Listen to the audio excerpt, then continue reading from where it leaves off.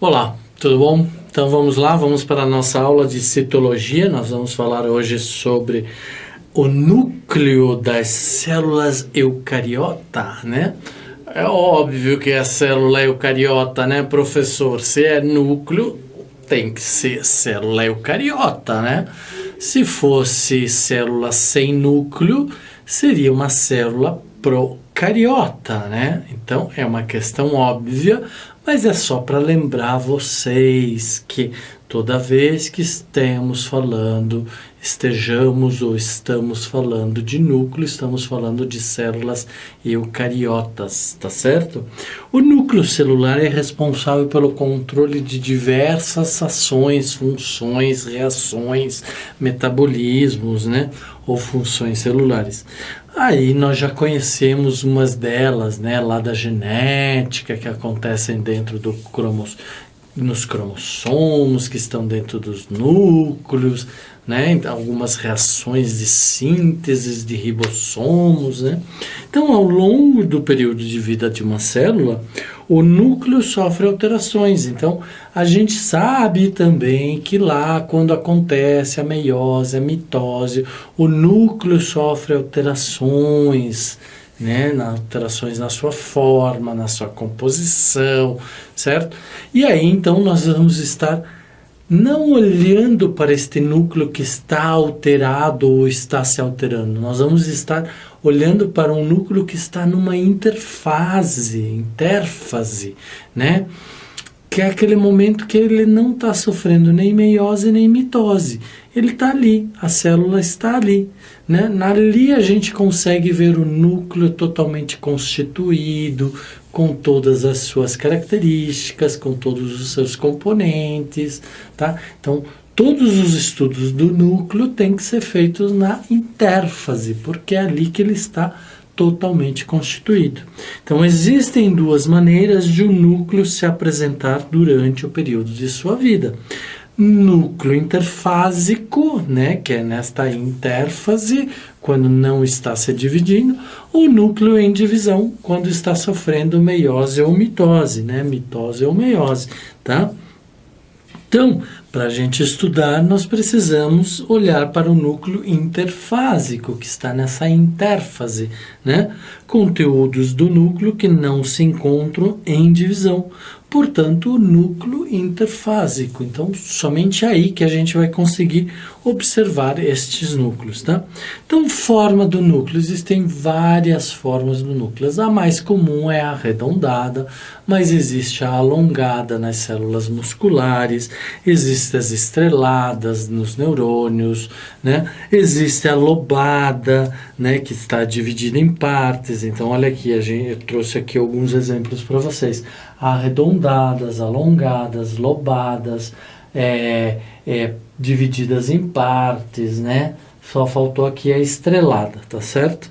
Mas existe aí algumas formas de núcleo, a mais comum delas é a arredondada, tá?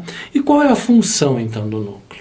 É a região da célula onde fica armazenado 99% do material genético, DNA e RNA.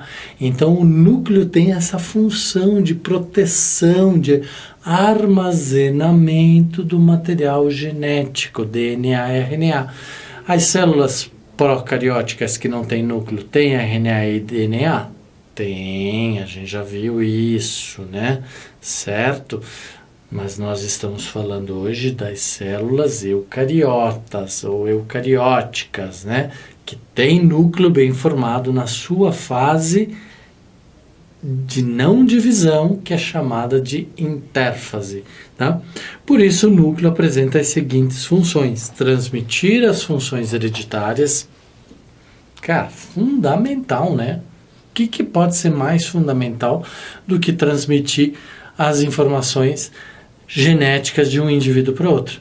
Fazer algumas sínteses aí necessárias para a vida do vegetal, né? Que então é controlar o metabolismo por meio de coordenação da produção de enzimas, de DNA, RNA e enzimas, né? Tá? Então a gente sabe desta função, o DNA, o RNA, a produção de enzimas, tá certo? Então, células anucleadas, então células que não têm núcleo, perdem o DNA, que comanda a produção de enzimas, e por isso não conseguem controlar o metabolismo durante poucos dias, né? Como é o caso das hemácias. Então, as hemácias são células, ainda que estejam dentro dos animais, dos homens, né, nós somos eucarióticos, nós temos núcleo na nossa célula. As hemácias não possuem núcleo. As hemácias não possuem DNA e RNA, tá?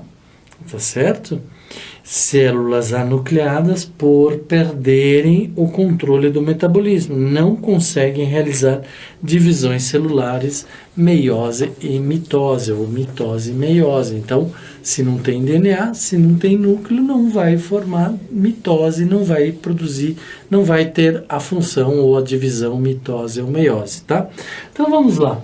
Nós temos os exemplos das hemácias anucleadas, sem DNA, sem divisão de mitose ou meiose, né? E nós temos aqui, então, esquematicamente, uma célula integral, né? Um núcleo integral, um núcleo de uma célula integral. Onde que está acontecendo esse núcleo? Na intérfase, não está tendo meiose nem mitose, né? Não está tendo divisão, por isso que ele está dessa forma, bonitinho, arredondadinho, e aí a gente consegue ver o núcleo, né? A gente consegue ver a membrana celular, os ribossomos, os centríolos, né? Os centríolos, lembra? Que vão puxar os núcleos, fazer a divisão dos núcleos para fazer a divisão, né? O complexo de Golgi, a mitocôndria, os cloroplastos, retículo endoplasmático, citoplasma, lisossomo e o núcleo, né? Então o núcleo está ali bem formado. Para estar ali bem formado, nós estamos falando da intérfase, né? Número de núcleos por células. A maioria dos núcleos ou das células que possuem núcleo, possui um único núcleo. Porém, existem células polinucleares, ou binucleares, ou multinucleares, tá? Certo? Exemplo do paramécio. O paramécio a gente já viu lá em zoologia, que possui dois núcleos, um macronúcleo e um micronúcleo, né? Possui vacúolo, possui cílio, possui uma película, vacúolo alimentar digestivo, né? Poro anal. Então, nós não vamos olhar para toda essa sistemática do paramécio, mas sim somente lembrar, então, que o paramécio possui dois núcleos, um macro e um micro, tá? Com uma célula muscular estriada, esquelética e anucleadas, como é o caso das hemácias. Então, hemácias anucleadas não têm núcleo. Células celulares, musculares, estriadas, esqueléticas, podem possuir polinúcleos, né? O paramécio possui binúcleo, né? Dois núcleos.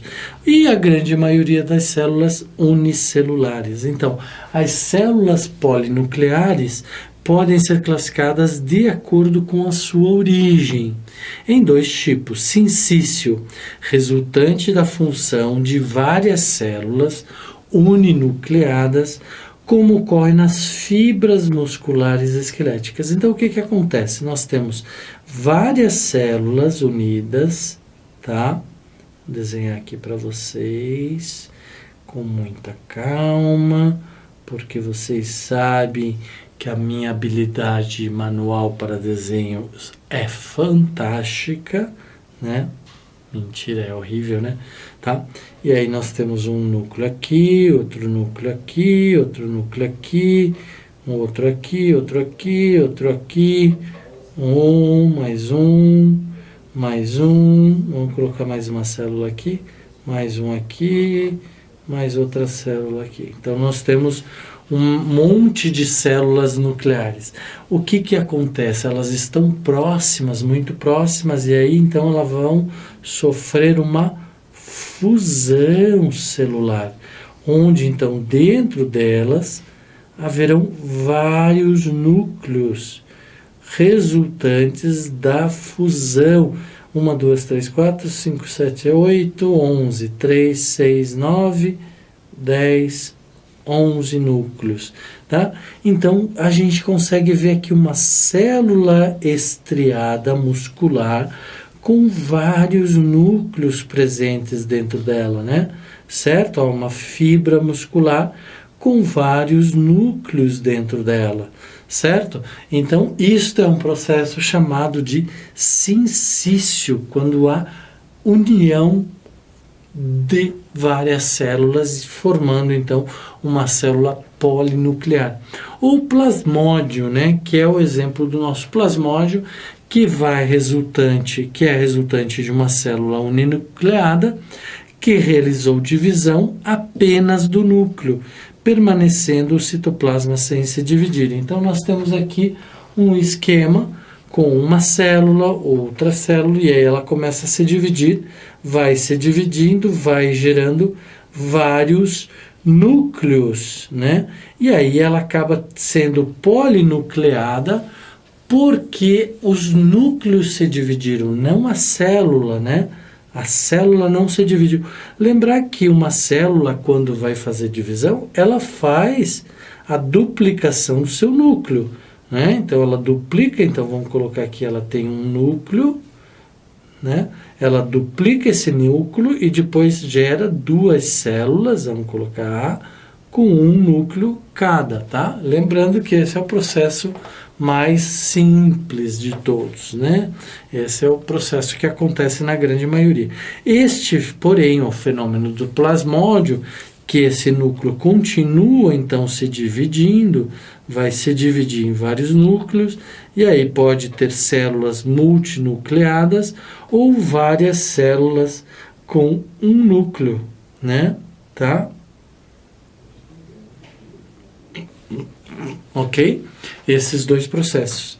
Este fenômeno pode ser observado no parasita Plasmodium, que causa a malária, que a gente já estudou lá na zoologia, né, da saúde humana, o plasmódio. Então, o plasmódio tem este fenômeno, faz deste fenômeno da multidivisão nuclear. E onde fica o núcleo? Então, uma posição do núcleo normalmente é centralizada, tá? Normalmente está no centro da célula, mas pode estar mais para lá, mais para cá, tá? Então, porém, pode ser periférico, como os óvulos, centrolécitos, células adiposas, células secretoras e musculares esqueléticas. Então, grande maioria é no centro da célula. Mas, para algumas células, o núcleo está numa periferia ou numa região mais periférica, dependendo da função da célula, tá? Então, aqui, esse exemplo eu gosto de dar, que olha lá, nós vamos falar daqui a pouco da cromatina, do nucleoplasma, que é o gel dentro do núcleo, então, nucleoplasma, o nucleolo, né, que a gente já vai ver o que acontece no nucleolo, os poros celulares ou nucleares, na verdade, são grandes, permitem que grandes macromoléculas entrem para dentro do núcleo, né? A envoltura nuclear, que são as paredes com as membranas, o retículo endoplasmático rugoso ou granuloso, né, que está aí junto do núcleo, tá ok?